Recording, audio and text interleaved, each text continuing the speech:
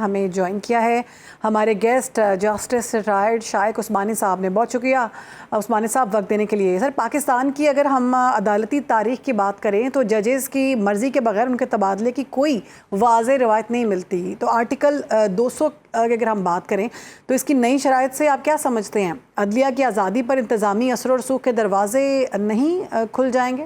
دیکھیے جو آرٹیکل 200 تھا 200 یہ امینڈمنٹ سے پہلے 200 آرٹیکل 200 جو کانسٹیٹیوشن میں تھا اس کے تحت ایک جج کا ٹرانسفر ہو سکتا تھا لیکن اس کی اپنی مرضی سے اور جسٹس آف پاکستان کی پرمیشن سے اور اس کے اپنے چیف جسٹس کے اپنے جو کورٹ کے چیف جسٹس کی پرمیشن سے ٹرانسفر ہوتا تھا. یہ ایک طریقہ تھا ہمیشہ رہا ہے لیکن اب جب یہ امینڈمنٹ آئی ہے تو اس میں انہوں نے چینجز کیے. اب اس کی کیا وجوہات تھی اس میں نہیں پڑھنا چاہتا لیکن دیکھیے سنیں بات یہ ہے کہ گورنمنٹ سرونٹس تو یقیناً ایک ملک سے ایک پروونس سے کسی پروونس میں ٹرانسفر ہو جاتے ہیں, ان کے لیے کوئی پرابلم.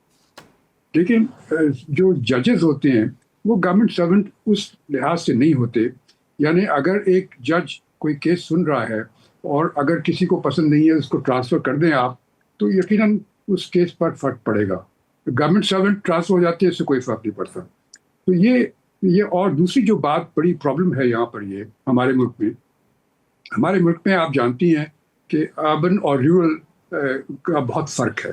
مثلا اگر جج جو ہے وہ کراچی میں پوسٹڈ ہے ہائی کورٹ میں اور اس کا آپ ٹرانسفر کر دیں بلوچستان میں یا کہیں پر یا پشاور میں یا کسی اور جگہ پر تو وہ اس کو بہت پریشانی ہوتی ہے اور یقیناً اس کی وجہ سے اس سے کوئی ایڈوانٹیج لیا جا سکتا ہے. بالکل ایسے تو اب یہ ایک چیز ہے جس کی وجہ سے یہ پرابلم ہوتے ہیں. اور دیکھیے بات اس میں یہ ہے کہ اب میں آپ کو مثال بتاؤں کہ جو کراچی میں جو ججز ہوتے ہیں پہلے میں پرانی بات کر رہا ہوں جب میں جج ہوتا تھا اس زمانے میں کسی جج کا ٹرانسفر اسلام آباد میں ہو جاتا تھا تو لوگ اس کے پاس جاتے تسلی دینے جایا کرتے تھے کہ آپ کے ساتھ زیادتی ہو کیونکہ اس کی زندگی میں آتی.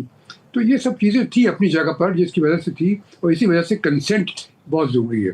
اور دوسری وجہ یہ ہے کہ جس سے میں آپ سے کہہ رہا ہوں کہ اس طرح سے جج کے ٹرانسفر کی اگر تلوار ان کے سر پہ ہوگی تو ان سے ایڈوانٹیجز بھی لیے جا سکتے ہیں. تو ان سب بنا پر اب یہ کر دیا گیا کہ اس کی اپنی مرضی سے ہو اور چیف جسٹس کے پرمیشن سے ہو.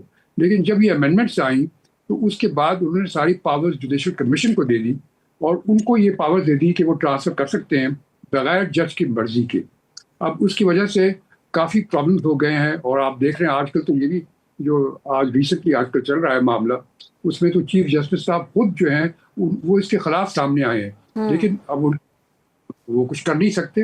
یہ یقیناً ججز جو جوڈیشل انڈیپینڈنس کی بات ہے اس میں کافی فرق آ گیا. بالکل سر جسٹس بابر ستار نے اپنے خط میں استدعا کی تھی کہ انہیں ذاتی طور پر سنا جائے. قانونی طور پر کسی جج کو اس طرح کے انتظامی فیصلے سے قبل ہیئرنگ رائٹ آف ہیئرنگ دینا کتنا ضروری ہے کیونکہ ان کا ابھی جو اپڈیٹ آئی ہیں وہ یہ ہیں کہ جسٹس بابر ستار کو پشاور ہائی کورٹ ان کا تبادلہ کر دیا گیا ہے.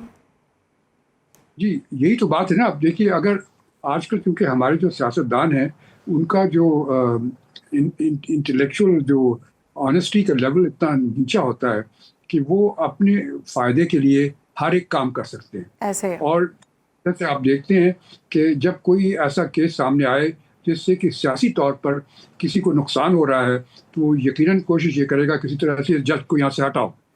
تو یہ ایک طریقہ ہے جو کیا ہے اور یہ میرے خیال میں یہ بہت غلط کیا ہے خاص طور سے ہمارے ملک کے لیے اور یہ اس کا بہت برا اثر پڑے گا. اور آپ دیکھیں گے کہ آئندہ زمانے میں اگر یہ امینڈمنٹ ختم نہیں ہوتی تو کافی مشکلات پیدا ہو جائیں گی.